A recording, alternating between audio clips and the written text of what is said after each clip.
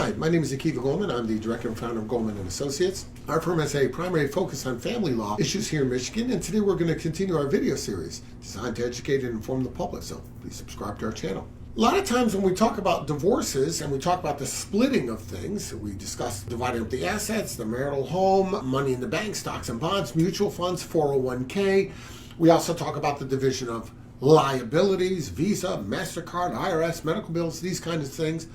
Support, though, becomes an issue, and sometimes spousal support, or what we used to call alimony, that could become a factor in the total divorce package. So it behooves us to at least discuss what are some general factors associated with alimony. How does the court determine who's going to get the alimony? There's three general things that you want to look toward. Number one, the court is going to look at the length of the marriage.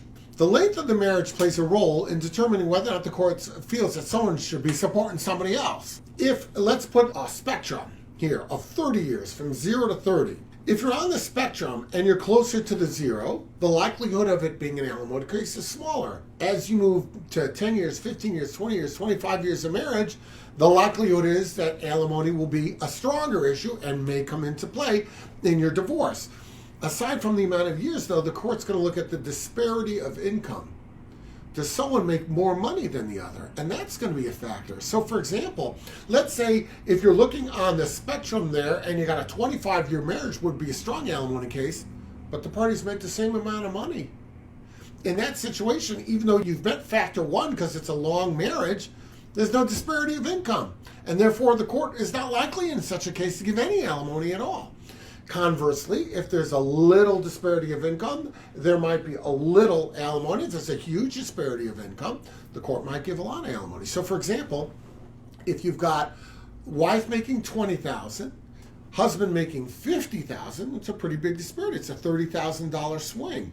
So in that $30,000 swing, if it's a long-term marriage and the court feels alimony is appropriate, the court may feel that the party should have, since it's a long-term marriage, they should have the same amount of money to live on going forward. So how are they going to have the same amount of money? Well, if he's making 50 to her 20, that means there's got to be another $15,000 in alimony. He pays her $15,000 in alimony over the year. That brings her income to 35, and it brings his down to 35.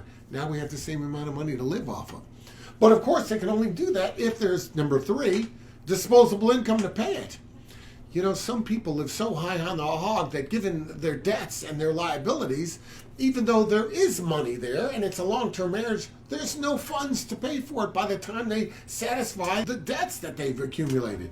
So in that circumstance, you've got to really consider that sometimes one factor will be dominant, but it still won't work for alimony because of a failure of the other factors. So that's sort of how you look at these things. So when you're talking about alimony, those are the basic, and there are some other things too. A fault can come into whether or not somebody gets alimony and these kind of things, and to what degree. There are other things that may go into that mix. And it's going to, of course, depend on what jurisdiction you're in. If you have any questions about that, reach out. Of course, we'll be glad to help you out.